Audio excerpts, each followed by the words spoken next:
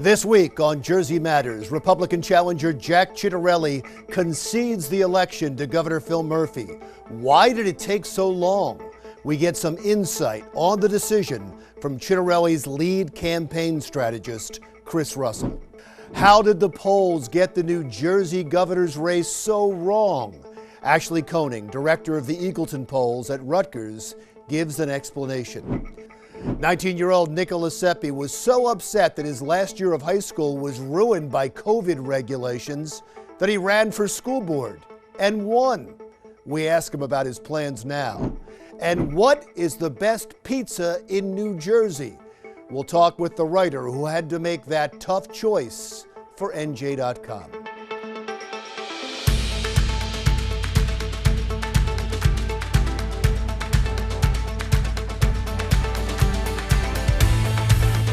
Hello and welcome to Jersey Matters. I'm Larry Menti. The New Jersey governor's race is officially over now. Republican Jack Ciattarelli has conceded the election to Governor Phil Murphy.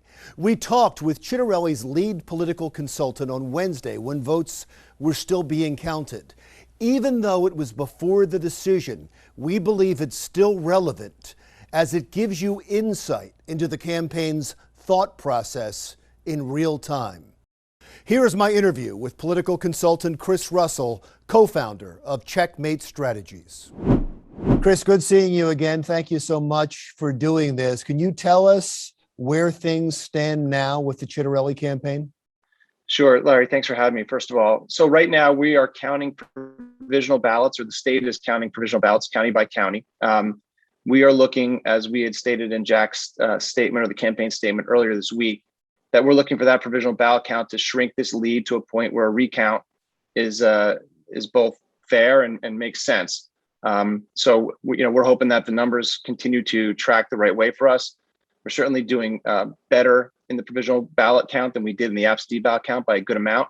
The question is, will it be enough to ask for recount that is that makes sense? What is enough? What does the number have to shrink to for you to ask for a recount? We think around 1%. If the margin between the candidates is around 1%, that seems to make sense to us, given that a lot of other states in the country have an automatic recount at 1% margin. New Jersey doesn't have that, so the onus is on the person losing. I don't expect Governor Murphy to ask for a recount if it gets to 1%, but that's about where we want to be, in and around that number. The scenario you're going through right now is exactly why you didn't concede, especially since the provisional ballots seem to be at least leaning in your favor. That's right. And listen, the way Jack looks at this is the same way Senator Sweeney, a Democrat, has looked at it from his standpoint, which is let these ballots be counted. New Jersey has a new system this year, which has proven to be clunky, putting it politely, that we're still sitting here, talking about ballots being counted. This is a system Governor Murphy put into place. He signed into law. So, we think, there's probably changes that need to be made to that system, which we can talk about after the election's over. But right now, there's no harm in making sure all the votes are counted, and that both Jack and also all of Jack's supporters and the people of New Jersey can have confidence in the result. We've reached out to Jack Ciattarelli a couple of times, and we understand why he doesn't want to speak right now because the process is still being played out. How's he doing?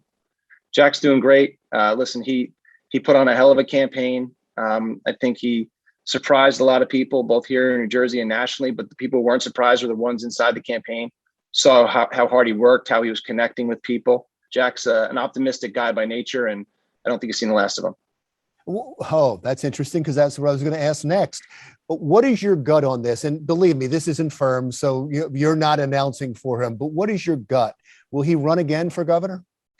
Honestly, I wouldn't want to even speculate that far along, Larry, about what he'd do. But I think he was part of and probably the leading edge of the revival of the party here in the state.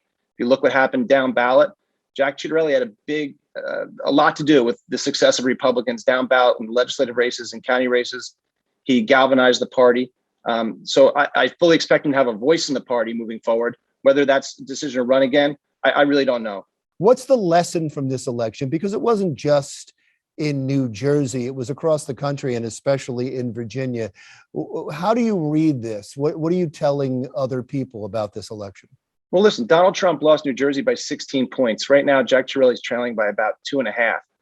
It's a seismic shift back, kind of a snap back to Republicans and to kind of common sense. And I think the lesson is that we saw and heard on the trail is that Governor Murphy here in New Jersey just moved too far to the left, too radical for the state in terms of his policies.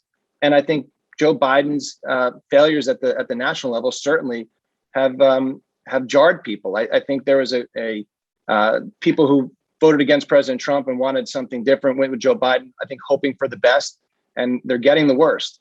And I think right now that, people are looking to balance things out with Democrats controlling everything in Washington, certainly everything here in New Jersey, and also at the time down in Virginia. I think people are looking for a check and balance. And I think a message was sent certainly in Virginia. And I think one was sent here too. I mean, if you look at it, we actually pulled back more votes from Trump to Ciattarelli than I think they did from Trump to Youngkin. So, New Jersey's a tough state, a million more Democrats. And right now we're losing by about 65,000 votes. So, we made a long way. We may not get all the way there, but we've come a long way. Former Governor Christie Whitman wrote an editorial for NJ.com alleging that Jack Ciattarelli tried to have it both ways, that he cozied up to Donald Trump more than Glenn Youngkin did, say, in Virginia. And I read your tweet on it. You said it was lazy, uninformed, and self-serving. Do you want to add anything to that, or does that stand by itself? I think it stands by itself. I think it's all those things, and I think she has a narrative that she's trying to push, which she's entitled to do, but it's wrong. And frankly, if she paid attention to the election the way that I have, and the way that a lot of other people have, I know you have, following this race very closely, she's off base, and I don't think anything more needs to be said about it. Governor Murphy says what you're doing right now by not conceding is dangerous and not what America is all about. What's your response to that? It's funny that it's dangerous for a Republican to wait for all the votes to be counted, but he did not have the same thing to say about Senate President Sweeney waiting for the votes to be counted. I guess it's only dangerous if a Republican wants the votes counted. It's ridiculous. I think it's hyperbole. And frankly, I think it's dangerous for him to be suggesting that. I mean, we went through an election last year where there was concern by a lot of people about voter integrity or ballot integrity. Jack's been very clear about that. Joe Biden's the president. He won the election. But we have an electorate that in our system, if half the people or the losers of an election don't believe in the result, what kind of democracy do we have? So I think by him rushing or trying to rush along a result before the votes are even counted, I think he's the one who's potentially being a little bit more dangerous with the body politic here. Let things play out. I think Jack's whole idea was, let's lower the temperature. Let's count the ballots. There's no rush here. And let's get the right result and one that everyone can have confidence in. I want to look ahead a little bit, not the gubernatorial election, but I know you work with a lot of Republican candidates. You have the midterms coming up. Do you believe this wave that the Republicans have through these off-year elections will continue? And what are you telling your clients? Listen, I feel good about that. And the one thing I think politics this year proves, and every other campaign cycle proves, is that trying to predict politics or get your crystal ball out is a dangerous thing. Talk about dangerous. That's dangerous. Trying to predict what's going to happen next. But I do think that there's a movement in the country that kind of wants to level things off and wants to bring things back. Chris Russell, thank you so much. I appreciate it. Chris Russell, Checkmate Strategies. Up next, the polls predicted an easy election win for Governor Phil Murphy. How were they so wrong? We asked pollster Ashley Koenig next.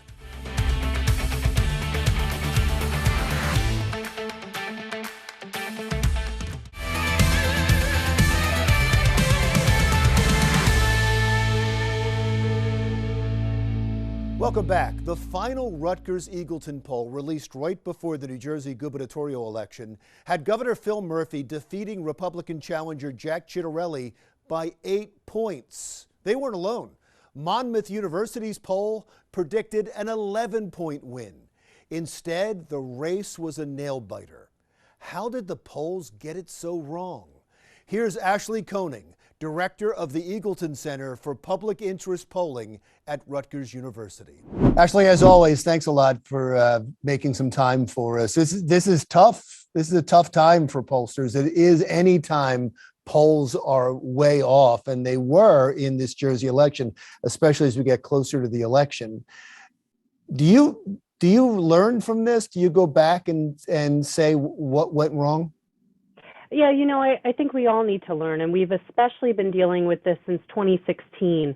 I think a few things. I think as pollsters, we need to better educate. I think as the press and the public, they need to better understand the statistical uncertainty that underlies polling. I'm never a fan of the horse race poll. We're not even supposed to be predicting.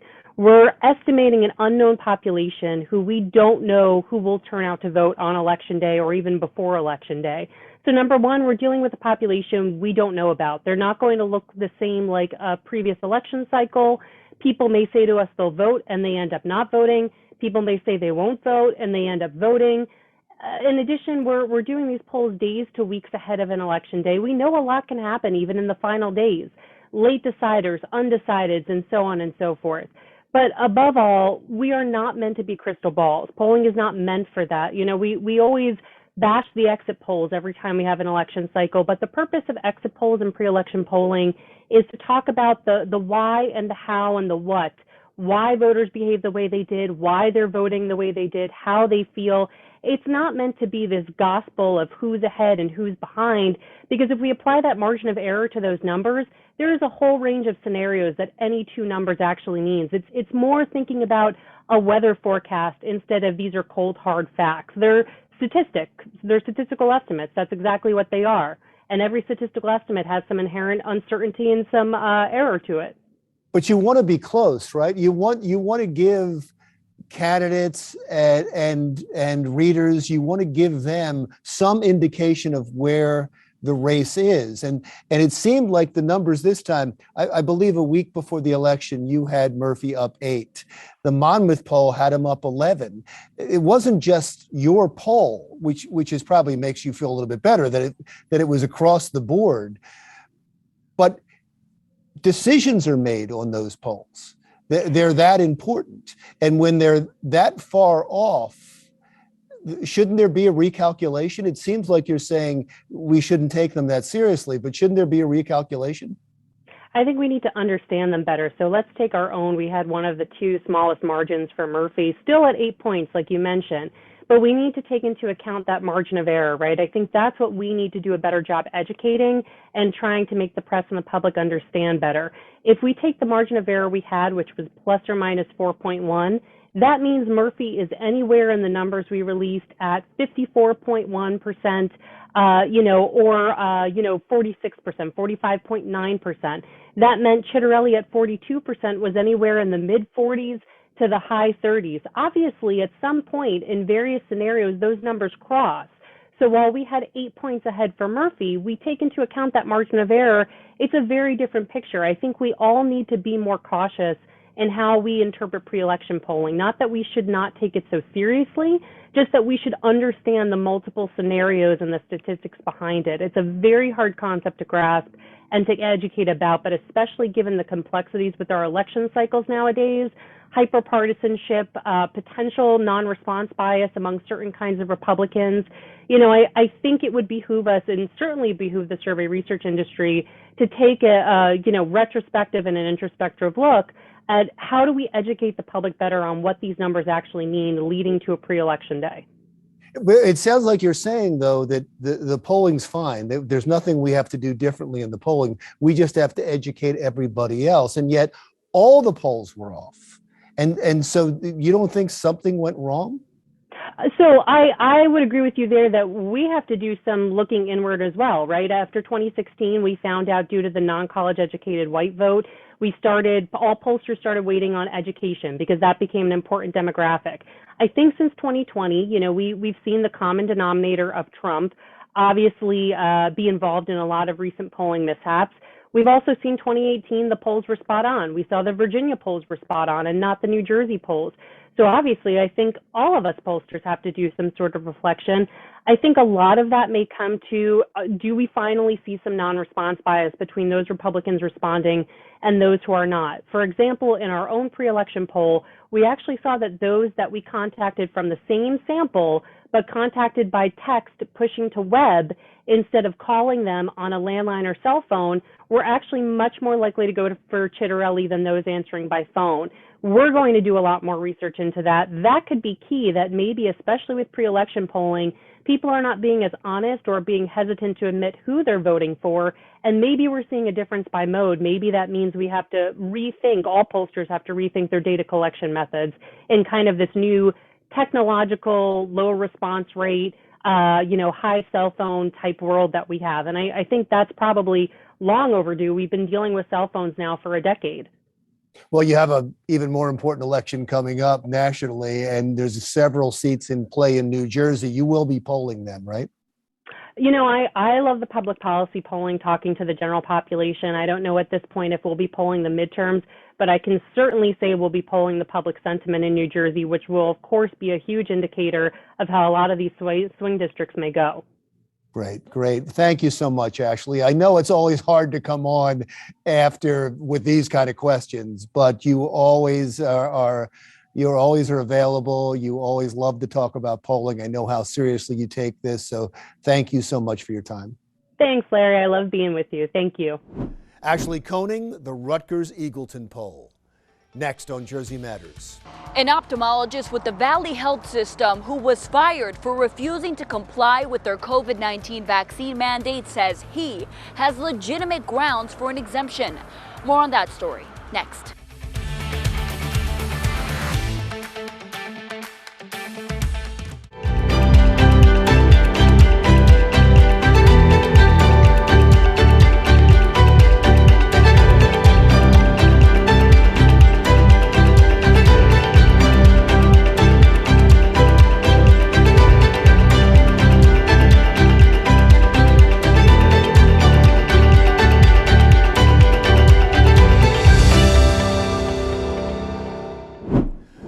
Welcome back to Jersey Matters. In July, Valley Health System announced that all of their employees and affiliated physicians had to get a COVID-19 vaccine by November 1st or be fired. One doctor refused to get the vaccine because he was born with a prenatal injury. He was fired anyway. But he told Jersey Matters' Jennifer Marin the fight isn't over yet. Jen. Larry, Dr. Eric Saunders was an ophthalmologist with the Valley Medical Group for over 5 years. Now, he says he submitted both a medical and religious exemption to justify why he didn't want to receive a COVID-19 vaccine. But he says both of those requests were denied, and now he's determined to fight it. Maybe they're doing what they have to do. I just think that what they're doing is wrong. Dr. Eric Saunders was an ophthalmologist with the Valley Medical Group for over 5 years inside this medical office in Ridgewood. I love my patients. I really love them. I miss them. On November 1st, Dr. Saunders was terminated after refusing to receive a COVID-19 vaccine by the November deadline, a mandate that was announced by Valley back in July. As the time approached, a lot of conversations from higher ups. Are you going to take it? We don't want to lose you, but you got to take it. I was like, I'm not taking this. Saunders, who was born with a prenatal injury, has a personal distrust of pharmaceuticals. When my mother was pregnant with me in 1968, she took a morning sickness drug, Bendectin, and I ended up being born, missing a large part of my legs, and so that's the reason I was born this way. His prenatal injury weighs heavily on his decision to not receive a COVID-19 vaccine. Knowing that a pharmaceutical caused an injury to me, I just decided based on what I read and that I've already been injured, just sort of psychologically, I couldn't take the vaccine and just decided not to. Saunders feels the mental and physical toll his prenatal injury caused him and the fear of another pharmaceutical error are grounds to be granted a medical exemption. But he also submitted a religious one. He tells me both his parents were ministers, and after praying on the decision, he decided the vaccine was not for him. Both exemptions were denied. It was sort of a general doesn't qualify for an exemption. Saunders says he told Valley that even though he wouldn't get the shot, he was willing to wear a face mask and test for COVID-19 regularly.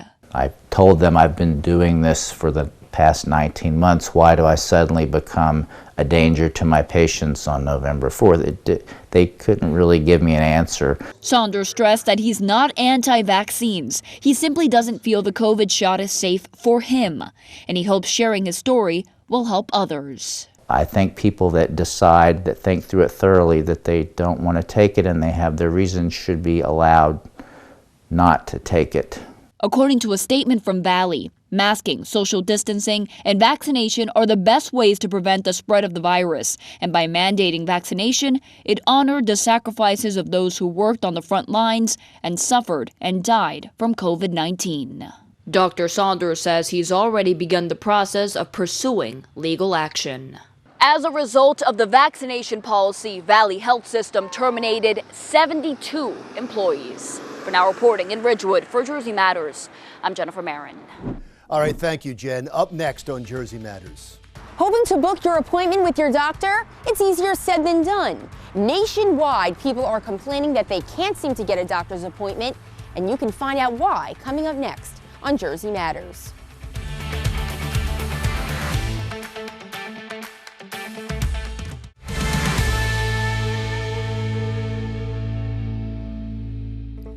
Thursday was Veterans Day, and towns across New Jersey honored veterans with parades and ceremonies. In Essex County, a ceremony to honor 9 county employees who served. And in New Brunswick, the annual Veterans Day Parade. And to all veterans from Jersey Matters, thank you. Welcome back. Have you tried to get a doctor's appointment recently? More and more people are complaining they can't get an appointment. Jersey Matters' Kimberly Kravitz reports on this frustrating problem. Kimberly.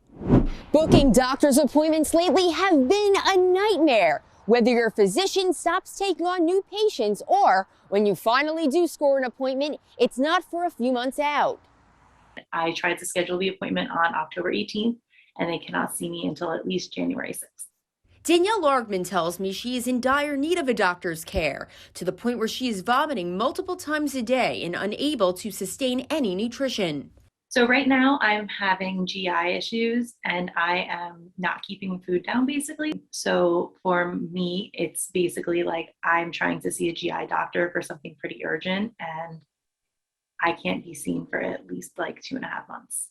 Dr. Frank Contessessa tells me there are several reasons for this backlog, including a decline in medical school enrollment and an increase in physicians' retirement. And we're also seeing that a lot of the students that do come out of training are gravitating towards the specialties where they think they're going to make more money, and a lot of times they do.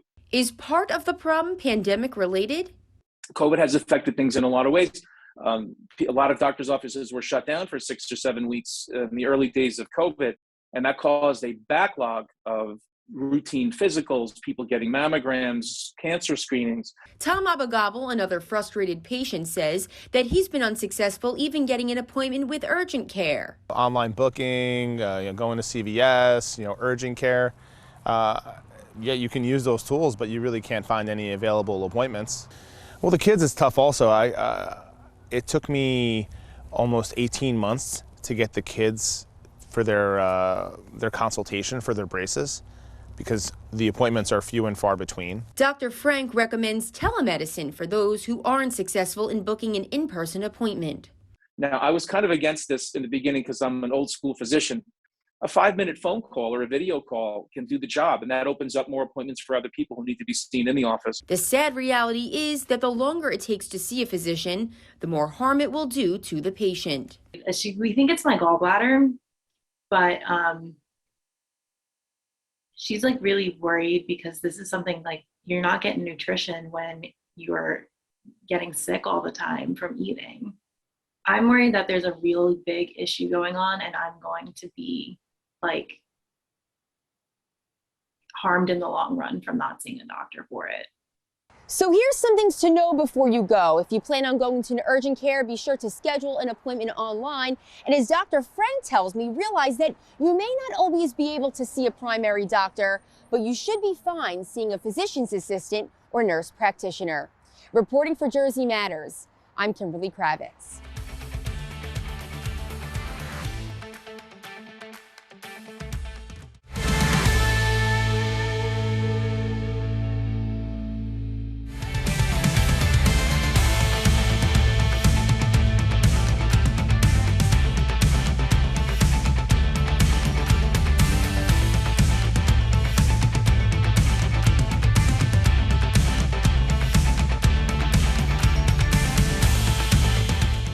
Welcome back to Jersey Matters. I'm Larry Menti. Schools in Egg Harbor Township were all virtual last year by order of the school board.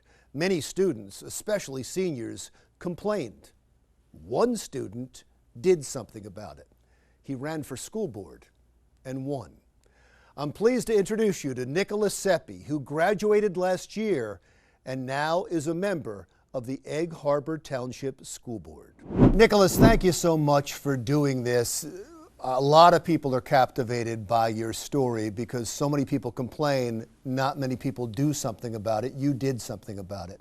Let's start off with your motivation. Why did you decide to run for school board? So I originally served our district as the student representative during my senior year. So I spent a great deal of time as a non-voting board member who got well acclimated with the board environment and everybody that was sort of coming in and speaking their opinions and the proper processes that happened on the board. And I'm a lifelong resident of my community, and I've been through the entire district, and I decided that I wanted to step up my game and really put this service towards my community on the board as an official member. Because all of the articles written about you seem to say that you were upset at the fact that the school was virtual and that parents weren't being listened to. Was that true? Parents were not being listened to at board meetings to the degree that I think they should be. You know, I've said before in other instances that parents, their top priority, and this is common sense, their top priority is their children. So if they have an opinion to be voiced, I think they should be able to voice it. And attending the meetings in the time in which I did, I noticed that they weren't experiencing the time frame in public comment that they deserve. So I wanted to give them a voice. How did this affect you and the other students that you know? Because there is a narrative out there that you were extremely upset about that. Is that fair? Is that true? I was upset for others who lost out on theirs. I mean, I lost out on about a quarter of my senior year, but there are others who lost out in their entire senior year, and younger students who lost about a year of primary education that they need to catch up to move forward through the system. And I felt more passionately about them than I did about my own situation. But Nick, that quarter that you missed, that'd be the last quarter, right? That's an important quarter. That's graduation, that's prom, that's all of the ceremonies that go along with the rite of passage. Did you miss out on all of that? I did. I most certainly did. The grand payoff, so to speak, for my 12 years of education was not there. So, and you then ran for school board, which is you're a great example to others who need to step up sometimes, and if they want to fix a problem, they have to get involved and not just complain about it. Did you run into any obstacles at all? I mean, there was obviously opposition, as there is in any election, against me due to my age and my, position in the community being as young as I am. But other than that, people were very supportive due to the fact that my platform was supporting them. Parents vote, obviously, and they have voted in this election across the country, as we've seen. And I feel that I connected with them, and I sent them the message that I was there for them, and thus those obstacles were overcome. So what now? You're there, you're a voting member. What are you going to do? So on my platform, my original platform, at least concerning the curriculum, I have two standard things that I would like to address. And I would argue the junior of the two is civics education, because, I mean, proper civics education can result in individuals just like myself, and I find that it is lacking, it is not as heavy in the curriculum as it should be. And then the senior of the two, which I find to be greatly important on an economic and social level, is vocational education. You often see, and I mean, you can go anywhere, especially in the area that we're in, tradesmen are not seeing as many younger men apprenticing and coming into the trades as we did, 20, 30 years ago, and there's a drought. And I find that in today's age, when we're having issues with granting opportunity and the great competition that exists in the university system, there are great local opportunities, well-paying jobs that will take care of people and their families in the trades. So, we need plumbers, electricians, we need new guys coming in, and I want to see new trades opportunities and programs reestablished into the district's curriculum. And you have a unique perspective on this as a former recent student. What is your next step? Do you have an end game? Do you want to be a politician and run for higher office? I'll put it to you this way. I am going to give the school board my best work that I possibly can, and if I am called on for higher service by the community, I'll take a look at it. But for the most part, I'm gonna stick with my community and the place that I know at the moment. See, you truly already are a politician. My feeling is that you're going to be running for office. Are you in a certain political party? How did you run? You can't declare for school board. The nature of I think my politics is quite clear in my social media. I'm a very patriotic American, and I think that reflects into my views. So you're Republican? I am, yes. So when you run for city council or you run for state legislature, you'll be running as a Republican. I'm only saying that because if the Republican Party in Egg Harbor Township and Atlantic County aren't aware of you, they are now. Thank you so much, Nicholas. It was a pleasure to talk to you. Nicholas Seppi, School Board, Egg Harbor Township. Still to come, where do you find the best pizza in New Jersey? We'll hear from an expert next.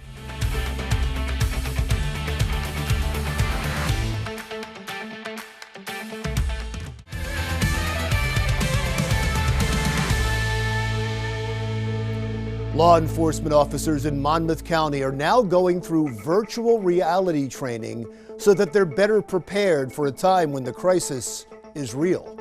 Monmouth County Sheriff Sean Golden unveiled the new training technique this week.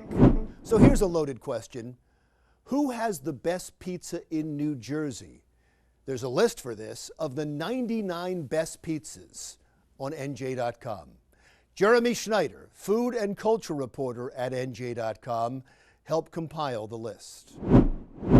Thanks so much for doing this. You really tackled a tough job. You think political reporting would be tough, but picking the top pizzas in New Jersey is thankless. What kind of feedback have you been getting?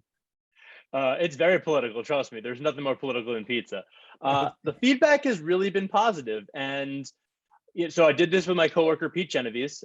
He's been doing this a lot longer than I have, and he knows he's forgotten more about pizza than I know, but I'm learning from him, which is awesome.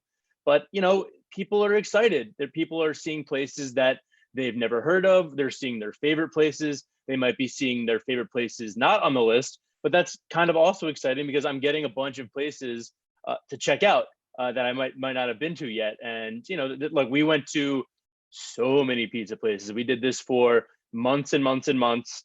My waistline can prove that. My friends can prove that because I literally would be calling my friends on the way back from a pizza place, like, "Yo, I got 3 pies. Who's coming over? Where can I drop this off?" Because it got to the point where my fridge was just full of pizza all the time, and my roommate was like, "Look, man, this is a problem. We can't be doing this anymore."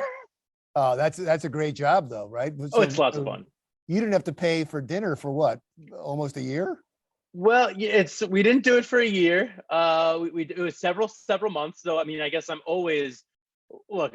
Pizza's my favorite food. If I could make one food in the world healthy and just eat it forever, it would be pizza. Even now, after having eaten it for months and months, it was super fun. And there was plenty of spots I'd been to already or heard of and wanted to confirm that they were still great. I mean, Santillo's, Star Tavern, Razza in Jersey City, BVO in Montclair, but you just going to new spots and exploring, because there's the cool thing about New Jersey pizza. Obviously, you have like a signature style, which it's similar to a Brooklyn style, that big like floppy slice. But you also have you have bar pies, Star Tavern. You have so much Neapolitan, like Razza, like a BVO, and you also have tomato pies down in Trenton. Papa's Tomato Pies, one of my absolute favorites. The mustard pizza, absolutely incredible. Highly recommend it. So it's really representative of New Jersey. Not only that we're very passionate about food, and trust me, we're passionate about pizza. I've been hearing about it for months and months and months, but also diverse. Not just one type of pizza, not just one slice, not just one pie. So it's really, really cool. So you rated the top 99 and you were up and down the state. Let's get right to it. Who was number one? Number one was Pizza Crime in Haddonfield, the Pepper Johnny Pie. It's loaded with pepperoni. It's a relatively new spot. It opened in August of 2020, and it's already made a major impact. Coming up number one. It was a discussion. There was a lot of. It was heated. Pete and I had lots of back and forth, but when we came down to it, that was number one. And it's very impressive, and also goes to show that look, there's plenty of great pizza in North Jersey, but it's not the only place there's great pizza in Jersey. So cool to have South Jersey represented. Wow, you should podcast this if you're not already. I would listen to this podcast to figure out where the best place to get pizza is. But I told you before we started, I do have a bone to pick with you, because my favorite pizza and I'm sure you get this all the time, so I'm sorry, but is in Ocean City, New Jersey, Manco and Manco's Pizza. Tell me about it. I've had it, but I want to hear your. What do you? I want to hear you breaking down the pizza and sell me on it, because I know what I think, but I want to know what you think. I'm surprised, because I don't like a thin crust pizza, and it's a thinner crust. There is something about the flavor of it in the sauce where you can almost taste the seashore, and it reminds you that it's summertime. You should be a food writer, not me. That was a good one. Well, it's true. It's true. No, I believe it. Trust me. I look forward to it every summer. And when it didn't make the list, I don't want to overstate this, but you broke my heart. Well, I'm so sorry. Some hearts had to be broken to make this pizza list. And Manco is legendary, and we certainly considered it. It was we had some really tough decisions to make.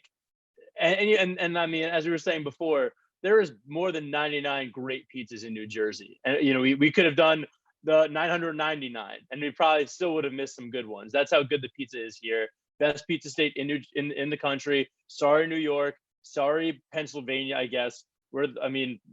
Connecticut, Kick Rocks. New Jersey is the best pizza state in the country. The best pizza that didn't make the list is better than most pizza across the country. That's how good it is here. So I'm sorry to break your heart, but next time we do this list, I'll be sure to give it extra consideration. Well, that's something we can agree on. And by the way, if you want to see the list for yourself, nj.com, and the title of it, they just got to Google 99 best pizzas in New Jersey, right? That is correct. It'll pop up. Pete Genovese and I, a labor of pizza love. Well, it was a pleasure to talk to you, Jeremy. Thank you so much for doing this. Thank you for having me on. Anytime. Jeremy Schneider, reporter at nj.com. Still to come on Jersey Matters. I'm Phil Andrews, and coming up on Jersey Matters, roses may be red and violets may be blue, but coming up, I'll tell you how the supply chain demand may also affect you.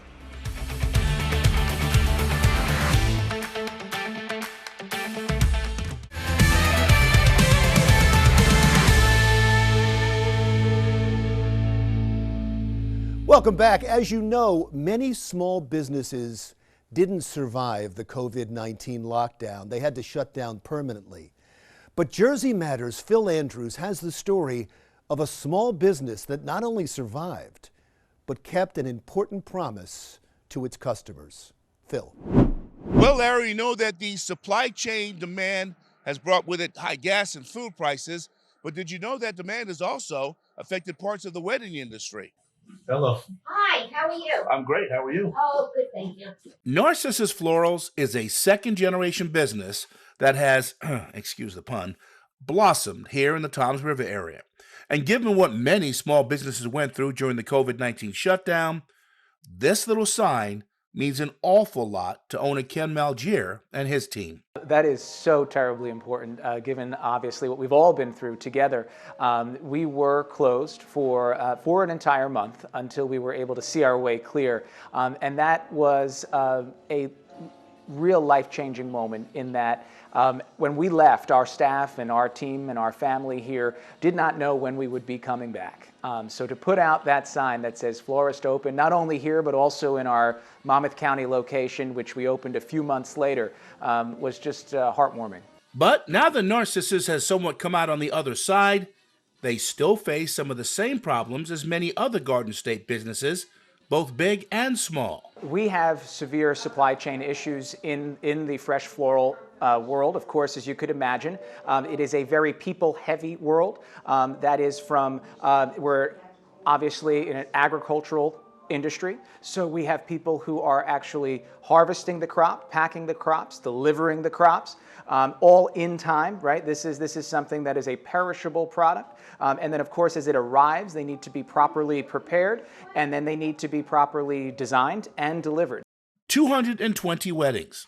That's how many were lost because of the COVID-19 shutdown in 2020.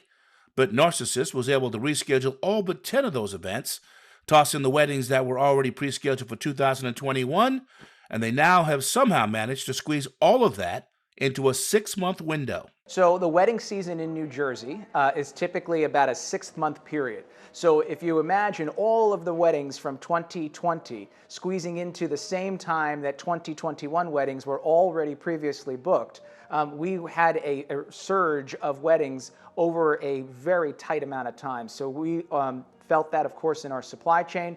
We felt that in our design team. We felt that in our delivery team. But we were committed to making these moments happen for our brides and grooms. And not only were they able to make that happen, they were able to also honor the original price quotes from 2020, which of course makes for a happy bride. They were super easy to work with. They were flexible. They made me feel very calm. They kind of just responded and said, like, okay, no problem. We're available. Just sign this new contract and we're ready to go. And were the flowers everything you thought they'd be?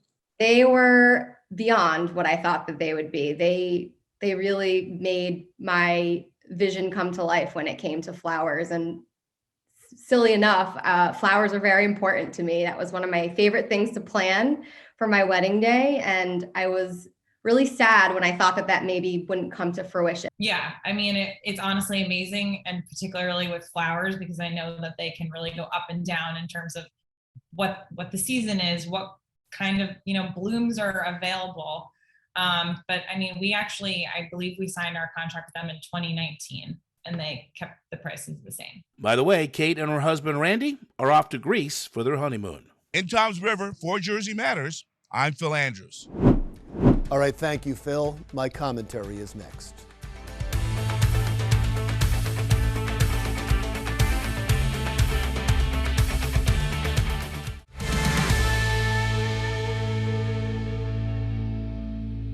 Are you feeling a little down this week, not yourself, a little slow in your step? You're not alone, but I think I have the cure. You see, the problem, as usual, is the federal government and a little something called daylight saving time that forces you to run through your house twice a year to set the clock back and then forward again and back in an endless time cycle. And you want to know why? You want to know the reason why? There is no good reason. This is an antiquated, unnecessary, inconvenient, possibly dangerous idea that never should have been implemented in the first place. And do you know who came up with the idea first for daylight saving time? Founding Father Ben Franklin in 1784. And do you know why? Because he said he wanted to save on candle wax. Well, the great candle wax shortage has been averted, thank God. Can we now return to our normal sleep patterns? By the way, Ben Franklin would later say that was just a joke. Thanks, Ben. I know a lot of you think that daylight saving time was put in place for the farmers who need sunlight to work, but ask any farmer, that is absolute bull manure. I know really no farmer that I'm aware of that benefits from actually farm activities having daylight savings time. Okay, but even if it's not for the farmers, the time is shifted back and forth to give us more sunlight in the day.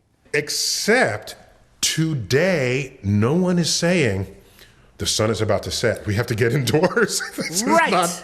This is not Walking Dead, okay? This is no games are called on account of darkness anymore. Correct. You see, even noted TV scientist Neil deGrasse Tyson says we don't need daylight saving time anymore. And his scientific reasoning is that there aren't any zombies. Just more proof that there is simply no good reason to have a federal law requiring daylight saving time. So how did it happen? Well, you can thank this guy. Woodrow Wilson made daylight saving time a federal law in 1918 in support of the war effort. How that made sense, nobody knows. You know why I think he did it? Because presidents like to think of themselves as all-powerful. I can control time. Several presidents have played with daylight saving time since then. FDR, Jimmy Carter, George W. Bush all extended the time between spring forward and fall back by days, even months, allegedly to save energy. But there have been several studies that any money saved by a decrease in lighting costs are eaten up by an increase in heating or air conditioning costs. Overall energy costs go up by 1%. Not a lot, but not a savings. We need a powerful movement to change this, and it's got to be something better than I can't figure out how to change the clock in my car. How about this? We need a movement to help people with seasonal affective disorder. No, I didn't just make that up. It's a real thing. It's people that suffer because they don't have enough sunlight in the morning. It affects millions of people, or maybe hundreds, I don't know, but whatever. We need to help them. And then there's this. The spring forward, when we lose an hour of sleep, is estimated to cost the country $484 million in lost productivity. So it's hurting the economy. Most of the rest of the world does not have daylight saving time. Countries in Europe, Asia, Africa, South America all get along fine without it. Russia had riots to do away with daylight saving time and go back to standard time. Arizona, Hawaii, Puerto Rico don't have daylight saving time. No complaints. Look, I understand there's more pressing problems in the world than the fact that I'm either very early or very late for church twice a year, and half the year the clock in my car is wrong. But aside from that, there is overwhelming evidence that we should get rid of daylight saving time, but we won't. Why? Because we're used to it. Or, as the great Mark Twain once said, often the less there is to justify a tradition, the harder it is to get rid of it. I'm Larry Menti. Talk again soon.